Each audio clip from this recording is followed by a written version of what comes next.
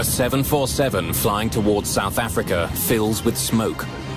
A fire has erupted in the cargo area, but the plane can't land. It's too far over the Indian Ocean. The first thought, I think, for many, many South Africans was what was on that plane.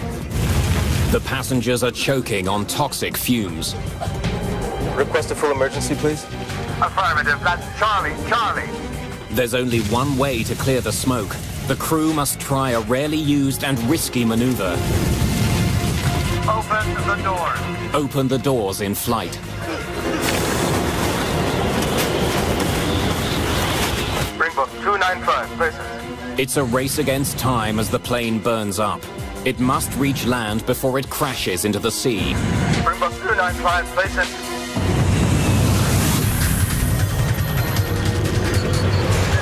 Mayday.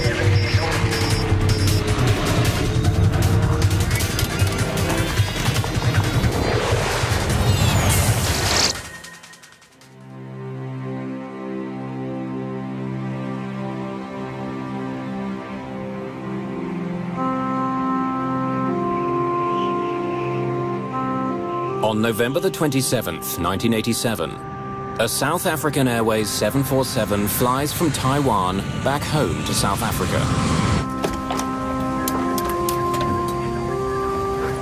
Everything good? Fine, Captain. Ready to take over? Yes, thanks. 9 hours into their flight over the Indian Ocean, the main crew returns to their seats, allowing the relief crew to rest. The crew prepares for a scheduled stop on the island of Mauritius. Valerie Lottering has enjoyed her first overseas vacation, joining her husband Corrie while he was on business. My father was on a business trip, and my mum had gone with for holidays. My dad had actually gone to the east to secure cell phone technology, which was just sort of happening in South Africa at the time. The plane is a modified 747 known as a combi, short for combination. A passenger plane and a cargo plane in one, it's designed to accommodate flexible quantities of passengers and cargo. The combi has a large cargo area down below, like a regular 747. The combi also has a large cargo area right behind the last row of economy class seats. The cockpit sits one level above the cabin.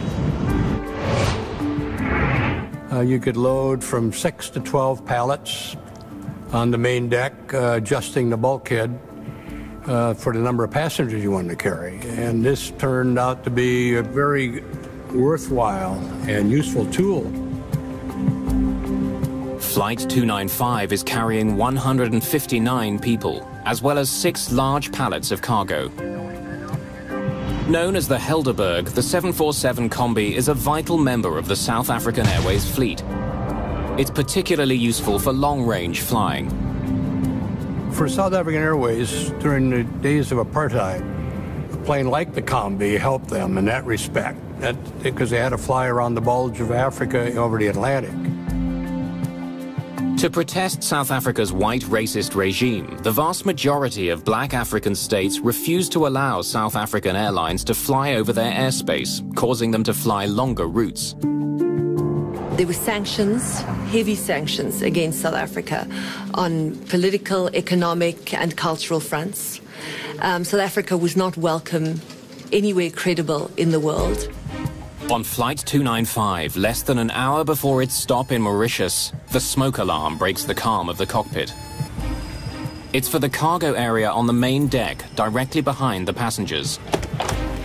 By the time the crew gets to it, the fire is raging.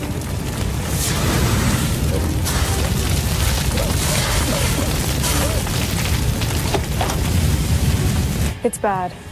Shall I get another bottle over there? Yeah, hurry. Read out the fire checklist for us, please. In fire emergencies, the crew follows a standard checklist to extinguish the fire. The breaker popped as well, huh? We'll check the breaker panel as well. The fire is burning through the plane's wiring, causing short circuits. Move as far forward as you can. But there's a more immediate problem. Passengers are having trouble breathing.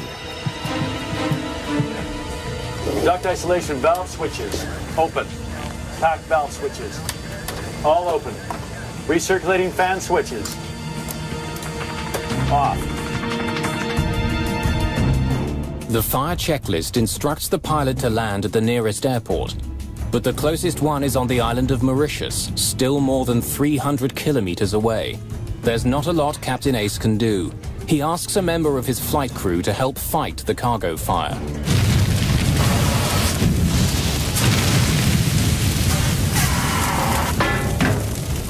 Bring me another bottle. Captain Ace initiates an emergency descent. He calls the airport on the island of Mauritius, which is on good terms with South Africa. It's just before 4 in the morning when Mauritius Air Traffic Control receives the call. Mauritius, Springbok 2905. Springbok 2905, Mauritius, good morning, go ahead.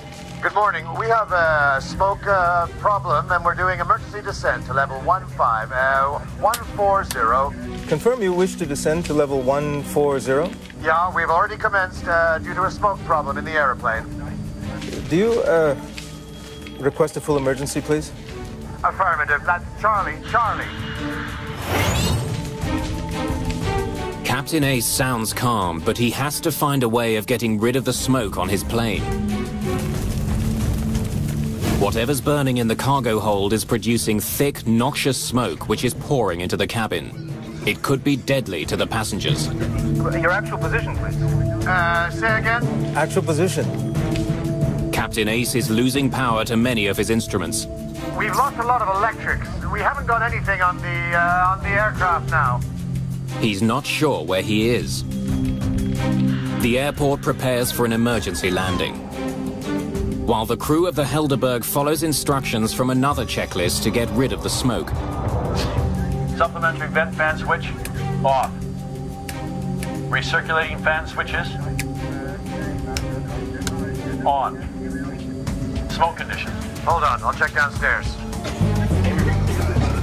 The crew gets more bad news from the cabin. The smoke is getting thicker. It's worse. We can't breathe down here. With the plane approaching an altitude of 4,500 meters, the checklist advises the captain to execute an emergency maneuver that few pilots have ever performed.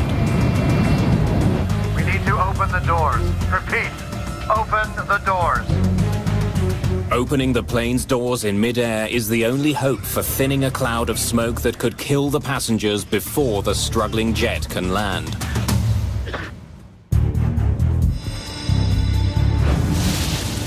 As the cabin of South African Airways Flight 295 fills with smoke, there's only one way to save the passengers from the lethal fumes.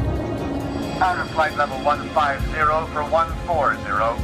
150, 140. 150. The captain begins his emergency descent to 4,500 meters so the doors can be opened. At 4,500 meters, passengers can breathe the outside air. At that altitude, the difference in pressure between the air inside and outside the cabin is enough to force the cabin air out quickly, but not dangerously. Now the captain must dramatically reduce his airspeed to 370 kilometers an hour, 200 knots. Any faster and the crew won't be able to open the doors. This is Captain Oy speaking. We're opening 2 of the entry doors to clear smoke from the cabin. Do not panic. You'll be much more comfortable once we complete this procedure.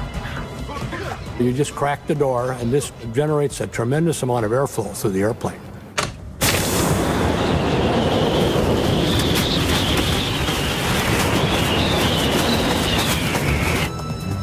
Blazen, Springbok 295. We've opened the doors to see if we can... we should be okay. Out there! Close the bloody door. Joe, switch up quickly. Then close the hole on your side. Smoke is now building in the cockpit, but there's no outside door to open. Temperature is 22.22 and the QNH is 1018 hectopascals. 1018 over. The air traffic controller now focuses on giving the captain the information he needs for an emergency landing. Roger, 1018. Affirmative. And both runways are available if you wish. And 295, I request pilot's intention. We'd like to track in on 13. Confirm runway 13. Charlie, Charlie. Affirmative, you're cleared direct to Foxtrot, Foxtrot.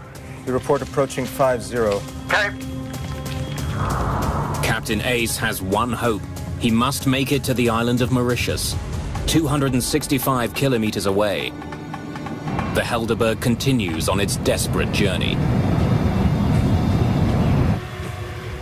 295, place sensor.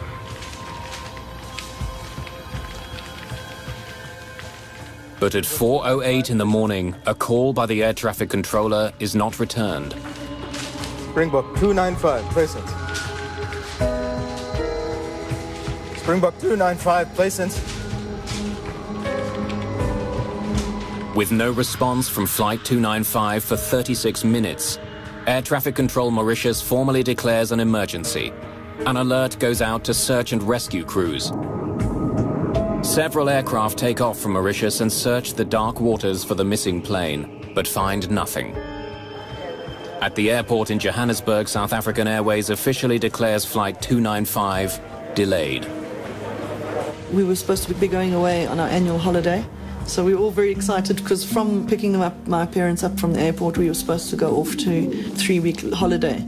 I think that's maybe the extent of the differences of the emotions, is that you're so anxious and excited for them to come home, and then the absolute devastation of the news, getting the news, that the aircraft has gone missing. In the afternoon of the next day, a rescue plane spots the first signs of floating aircraft wreckage.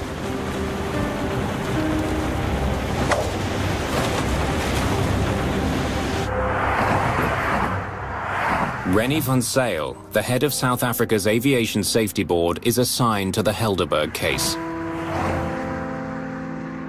A normal investigator will only handle a major accident about once in 20 years in his career. So this was quite a big wake-up and a challenge to us to start running with this investigation in that morning. 8 bodies are found in the water, all suffering from extreme trauma. It was around about 2 o'clock that we, in fact, were advised that wreckage and an oil slick had been spotted. And it was then quite apparent that the airplane was lost.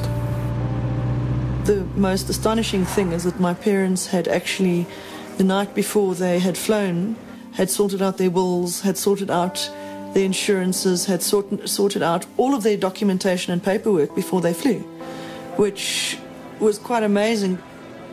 My father made very, very close family friends of ours, our guardians, our godparents, and we were to live with them. South Africa quickly becomes obsessed with what caused the crash. In the early days, there's very little to examine, only small bits of the plane that are floating on the surface.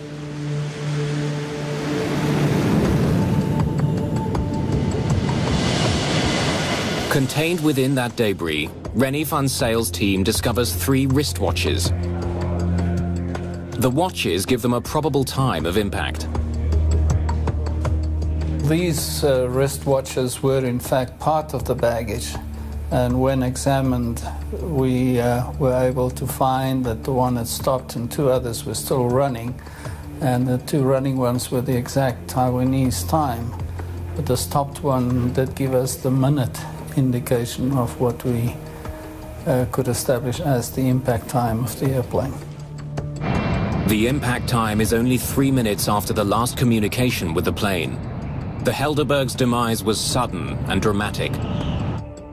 In the press and in public opinion, it reinforces the idea that something sinister brought the plane down. In the years leading up to the crash, South African Airways offices around the world had been the target of protests. The South African Airways airline at that particular time was a government body. It was owned by the government. It was the national carrier, but it was also very much perceived to be part of the South African government. So another aspect of this plane crash and another theory that was put around was that there could have been a bomb in the cargo, that in fact we were a target. South Africa, or the SAA plane, was a target of terrorists who had the worst interests of this country at heart. Experts examine the small bits of wreckage they have, searching for the telltale signs of an explosion: impact cavities, surface pitting, or spatter cavities.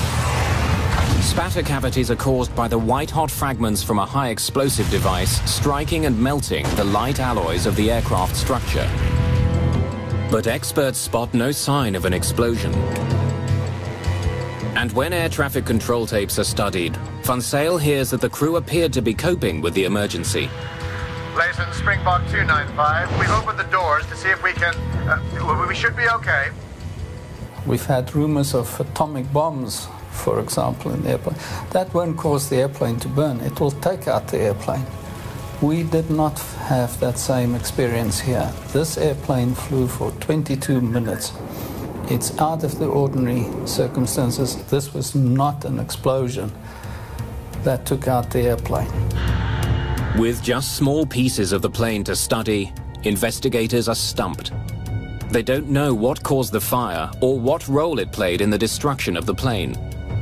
The obvious thing to do was to go and try and retrieve the cockpit voice recorder, the flight data recorder, and as much wreckage as we can from the aircraft to establish what really had happened. The problem is Van Zyl doesn't even know where to find the underwater wreckage.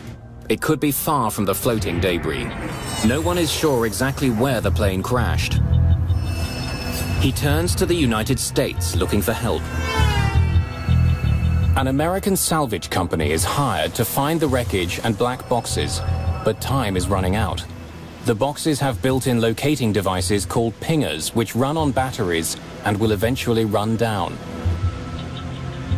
A driving factor was that the pinger on the data and voice recorders was transmitting, and it only had a 30-day guaranteed shelf life. If we couldn't get out there in 30 days, the chances were that we wouldn't be able to detect it.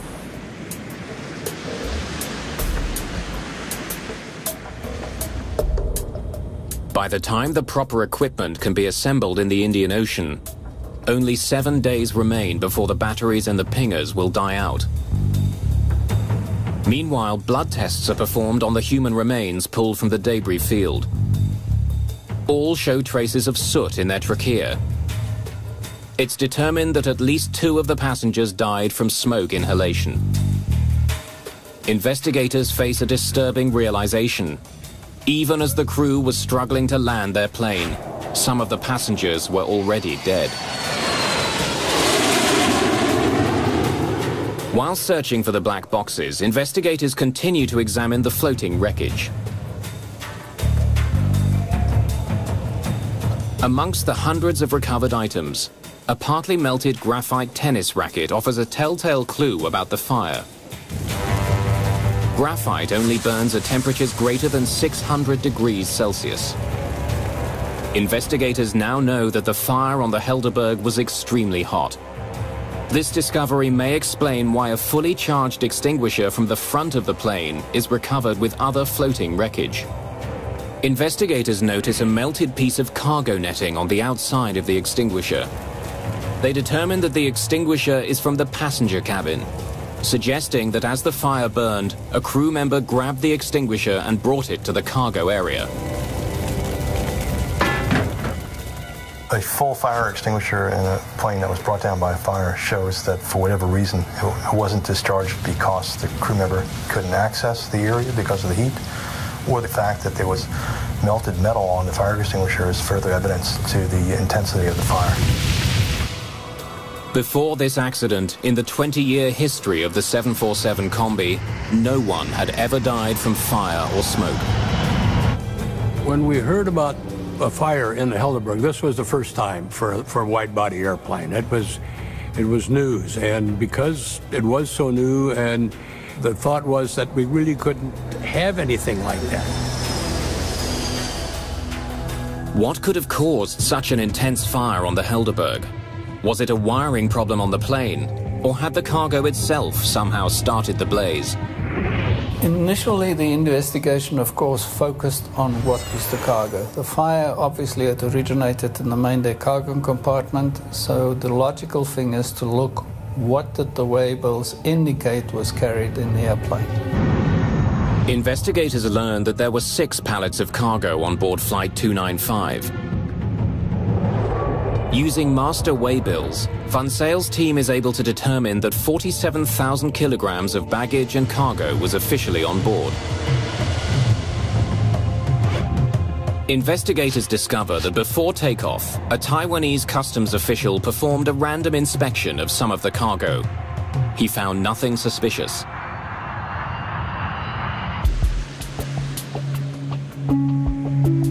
More than ever, investigators need to find the rest of the plane and locate the Helderberg's black boxes. But 30 days after the crash, Van Zyle's team gets some very bad news. There's still no signal detected from the black boxes, and they're still not certain exactly where the majority of the wreckage is. So far, the search has cost $1.5 million, and the team has been unable to locate vital evidence. The Helderberg crash is quickly becoming a test of Van Zyle's abilities and his resolve. The investigation reaches a standstill. Van Zyl has failed to discover the cause of the fire or even find the plane's wreckage. If he keeps looking, it'll cost millions more. And the chances of success are getting increasingly remote. This wasn't just an airplane, this was a Boeing 747. It was the largest airplane of its type. And this was a 747 of South Africa's national airlines. Hundreds of thousands of people who flew the 747 every day at that time were dependent on a satisfactory answer as to whether or not this aircraft was safe and whether or not there were any structural or design deficiencies in the airplane. So the stakes for us were quite large, and the stakes for Mr. Van Zyl as the head of the South African investigation were enormous. It would have been very, very easy for the South African government to say, the water is too deep, it's too far from Mauritius, we cannot investigate this accident.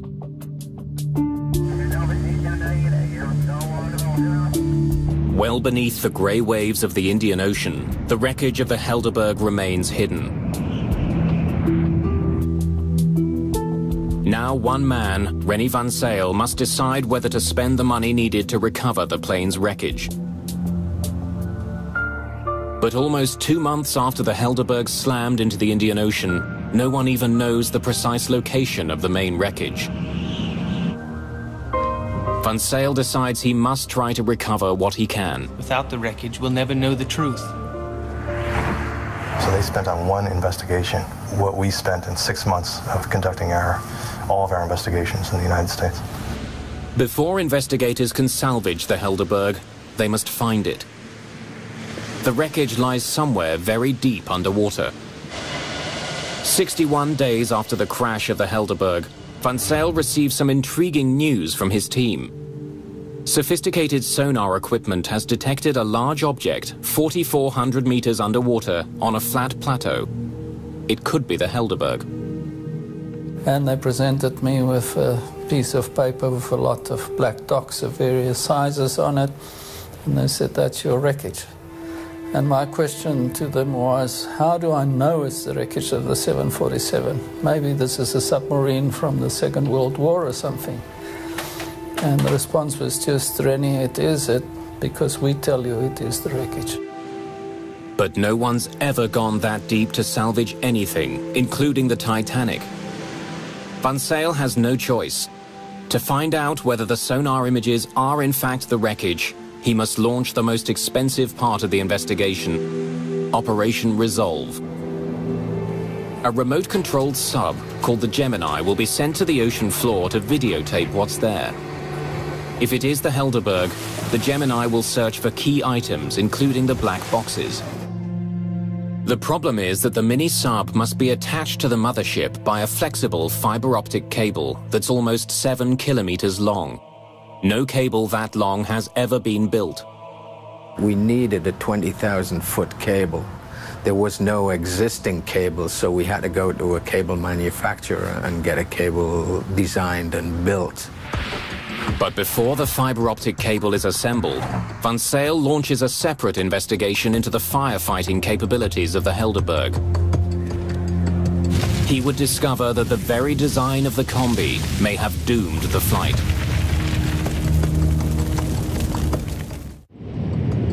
Investigators want to know whether the combi was properly designed to protect the passengers on South African Airways Flight 295 from fire. The smoke should not have entered the combi's cabin. The American team leader in the investigation, Barry Strauch, goes to Boeing's headquarters in Seattle to find out how the combi was tested for certification in fire prevention. Strauch's team learns that to comply with federal regulations, Boeing's fire tests were conducted by setting a bale of tobacco leaves on fire.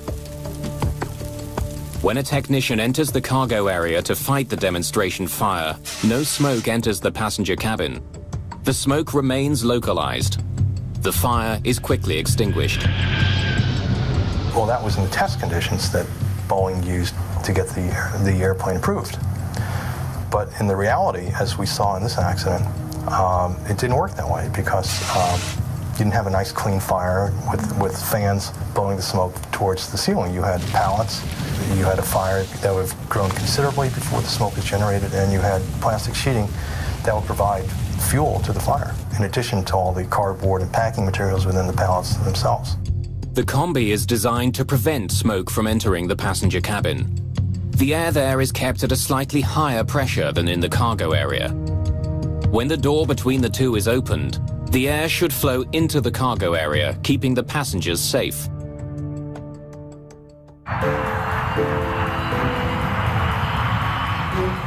Investigators then conduct their own test. They set a large pallet of tightly packed cargo on fire, mimicking conditions on the Helderberg. The blaze is more intense and the temperature is hotter. Investigators discover that this much hotter flame has a radical impact on the air in the cargo hold. When the cargo door is opened, the smoke now flows into the passenger cabin. Boeing tests used tobacco leaves and batches of tobacco. In the fire in the Helderberg, it was a very, very different fire than the kind of smoke-generating fire that Boeing used in their tests. Heat would have been generated within the cargo compartment that would have created its own pressure and would have negated the pressure differential between the cargo compartment and the passenger compartment. Without the pressure differential, there would be nothing to restrain the smoke and keep it on the cargo side. And therefore the smoke would have penetrated into the passenger side, smoke that contained, as we know, carbon monoxide and carbon dioxide. Then investigators discover something potentially more lethal. As the passenger cabin filled with smoke, a checklist instructed the crew to turn on the cabin's recirculating fans. The intention of the checklist is to dissipate the smoke in the passenger cabin after the fire has been extinguished. Recirculating fan switches on. But in this case, turning the fans on may have been deadly. Fans draw air from above the cabin's ceiling and from the cargo compartment before recirculating it back to the passengers. The carbon monoxide levels were extremely high and were fatally high. In fact, the one body, and we have to stress again, he was allocated a seat really below the recirc fan inlet area. That was the highest level. I think we're talking around about 66%. That is not a survivable level at all. By following their checklist, the crew may have fed toxic gas into the passenger cabin. And it might very well have been that most of your passengers were asphyxiated before impact. No checklist for a 747 combi had ever foreseen the Helderberg's simultaneous problems: a cargo fire problem and a cabin smoke problem. The smoke removal checklist is predicated on the assumption that the fire has been extinguished. In that event, descending to 14,000 feet and opening the cabin door would be the appropriate thing to do. It would get the smoke out of the airplane and enable people to breathe regular air. If the fire hasn't been extinguished, that would have the function of actually increasing the airflow to the fire and increasing the supply of oxygen to the fire. We think that's what happened in this case, that the fire had never been extinguished. And in fact, the crew's attempts to make the situation better may have in fact made the situation worse. Investigators begin to realize that fighting a fire in the combi's cargo area is much more difficult than previously thought.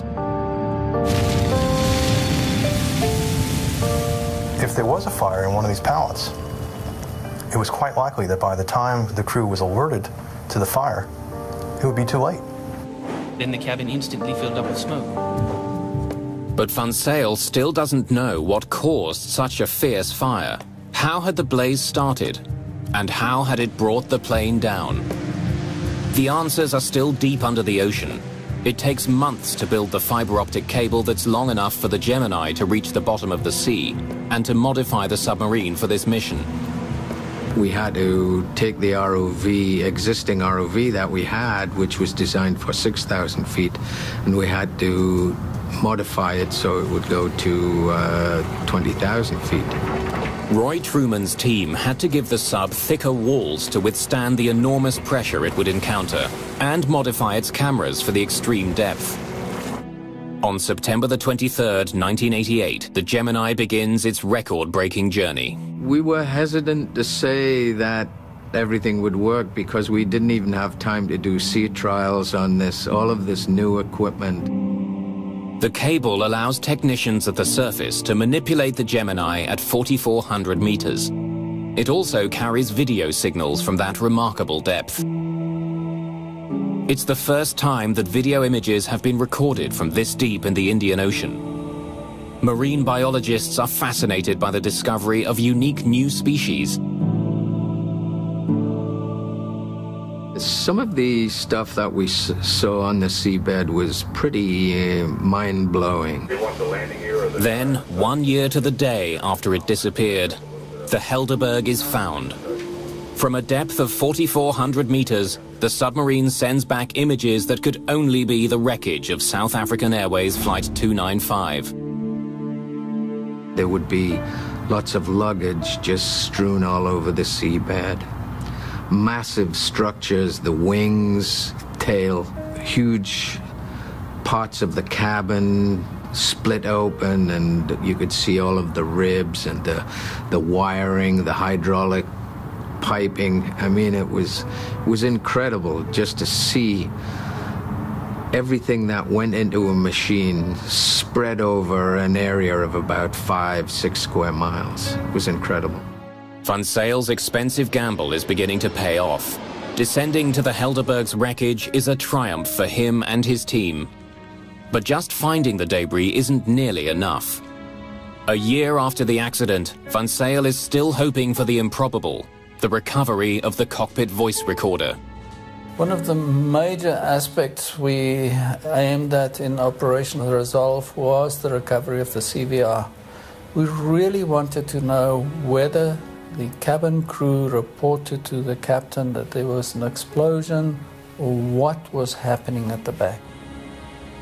Hundreds of hours of videotape are recorded. It's exhausting work. If you can imagine being on a football field with a flashlight that only illuminates a square foot of the football field, and you're looking for an earring one of the football players lost during the game in the dead of night. That's similar to what it's like when we're on the seabed. Then, at 9 o'clock one morning, something catches the eye of one of the technicians. Go back for a second. I might have passed. At long last, the black box is discovered. There, that's it. That's it right there. Michael, we found it. We found it. That was a very fulfilling moment to know, fine, what we had aimed for, we have achieved, we're getting it. It takes a full 5 hours for the Gemini to bring the black box up from the bottom of the sea.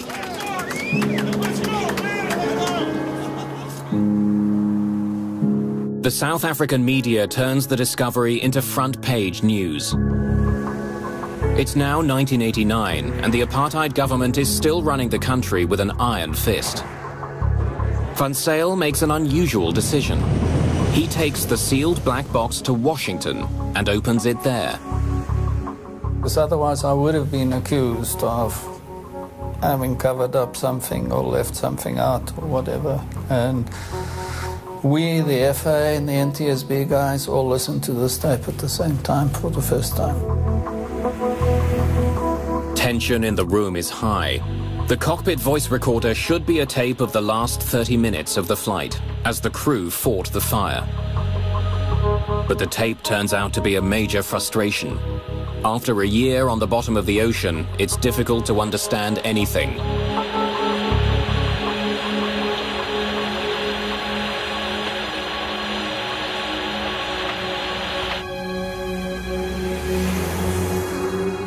It was the worst time of my life, sitting in the playback room at the NTSB facilities, and you watch the time and there is absolutely no indication of problems on the tape. And I'm watching the clock. At about 25 minutes, I was really getting very, very anxious.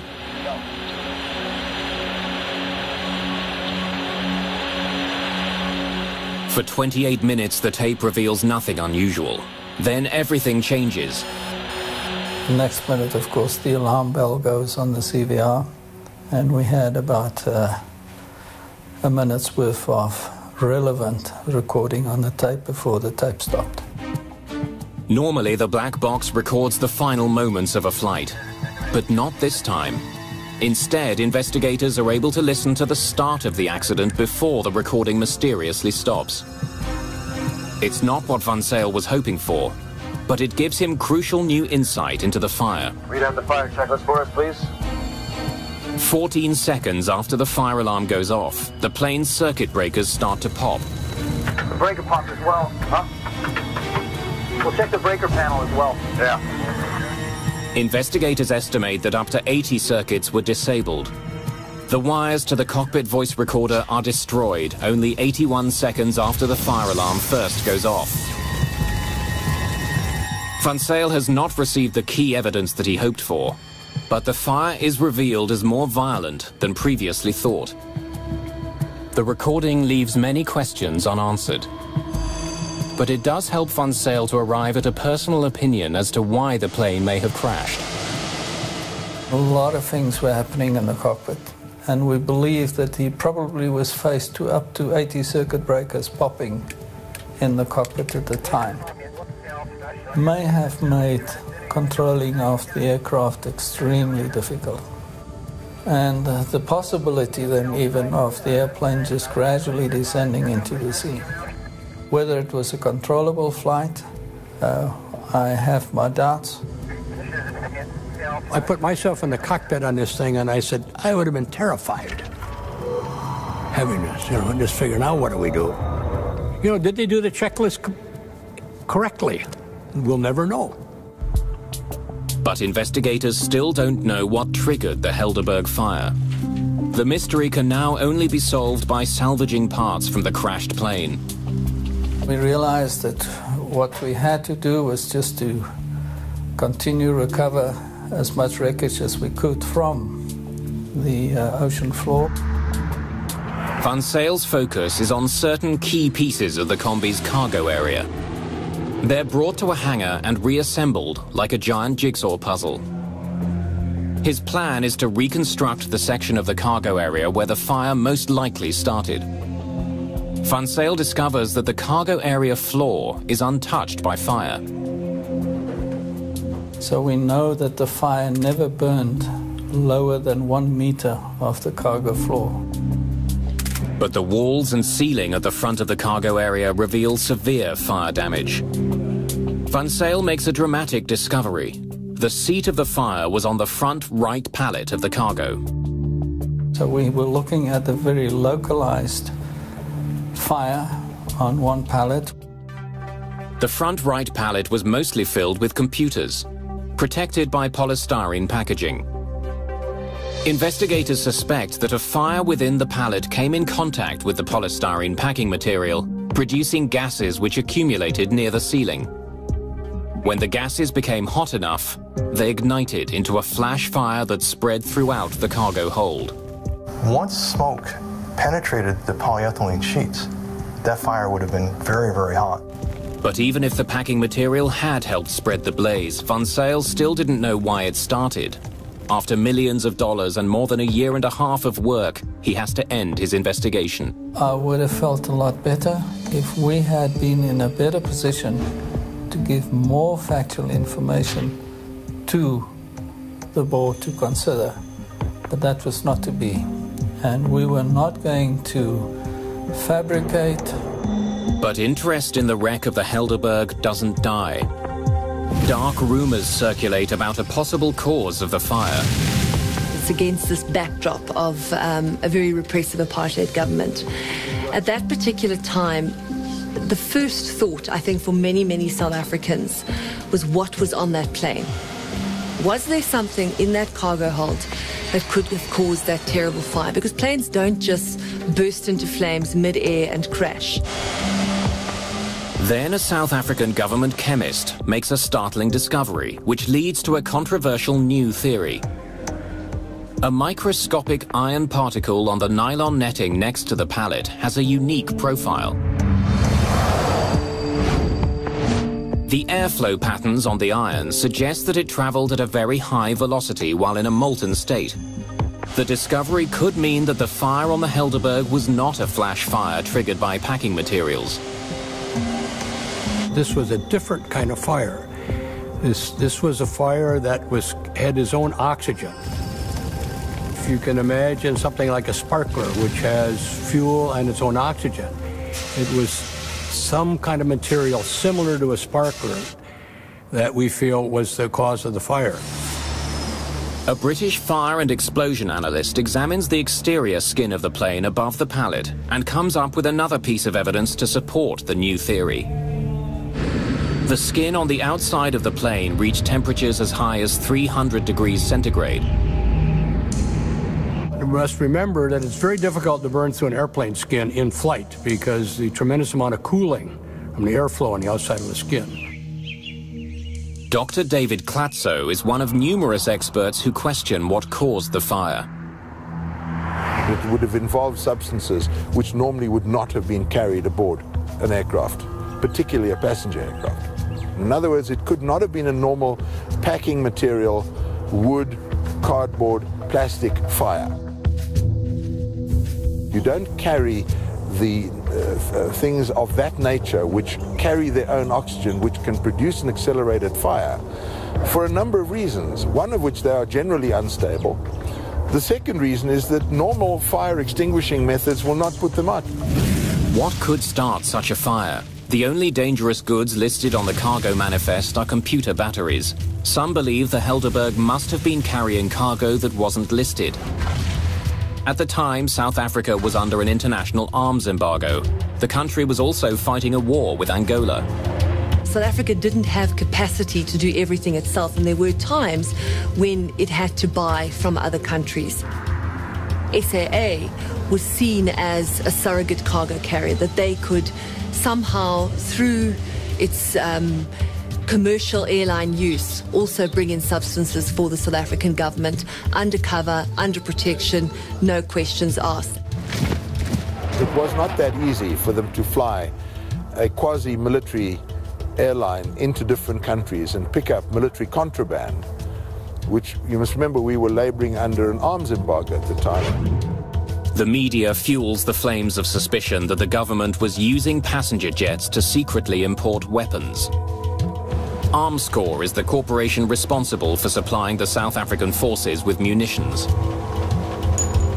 At the time, there was a need to produce a better rocket system, a more efficient rocket system for dealing with the air menace in Angola. And the rocketry systems which are used for those purposes have as their propellant, a major component of the propellant is ammonium perchlorate. And that is what I believe was being carried aboard the Helderberg. But it is not the sort of compound you want on an aircraft when you are flying on that aircraft, because it is unstable, it is susceptible to self-ignition by any kind of vibration and violent movement. The official investigation into the crash does not come to the conclusion that the Helderberg was carrying illegal arms. But the rumors won't go away. And more than 10 years after the crash, the dark theories force a very different South African government to take another look.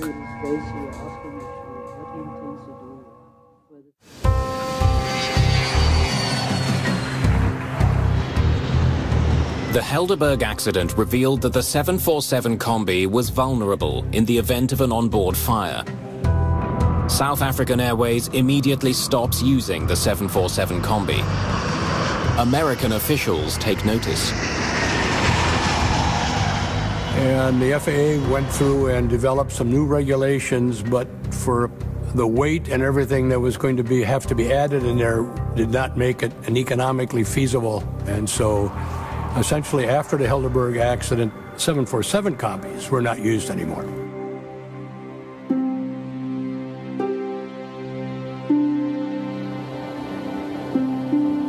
There are tributes and memorials to the 159 victims. But closure does not come easily for the families. I need an answer for why I was orphaned at 14. And I feel that, as I say, I'm probably touching on hearsay, but there's a lot of evidence that does point to something not being right on that flight, and that the flight was carrying something illicit. 10 years after the Helderberg crash, the new South African government launches a commission to re-examine the accident.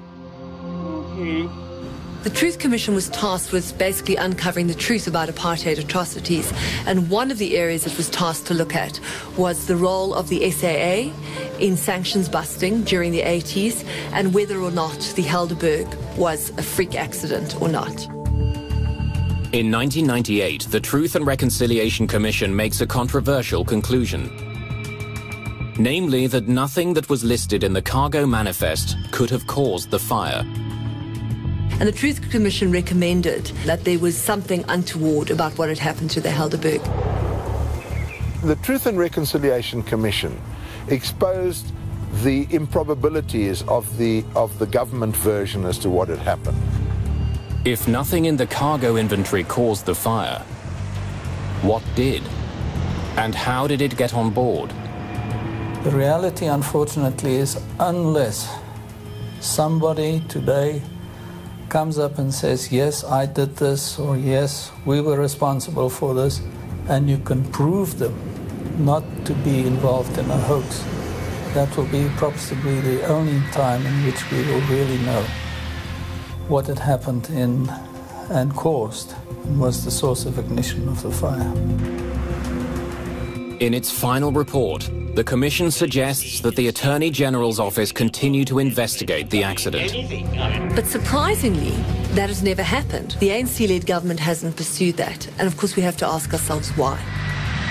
And I think that the answer lies in what many people believe, is that it's just going to be too costly. They don't want to open it for the simple reason that it will be financially disastrous for the airline. Rennie van Zyl devoted years of his life to solving the mystery of the Helderberg. His inability to definitely prove the cause for the fire does not stop him from seeing the benefit of his investigation. I believe that we as a team had done the best that we could under extreme challenging conditions and circumstances. What we had done had never been done before. It was pioneering work. The frustration is we could not establish the source of ignition, and we will probably never know. I believe that those people are still out there that know exactly what happened to that aircraft. I know that their thought processes at the time were our country was at war and they were doing their duty for their country, but I just feel that they should have a heart for the families and bring out that information.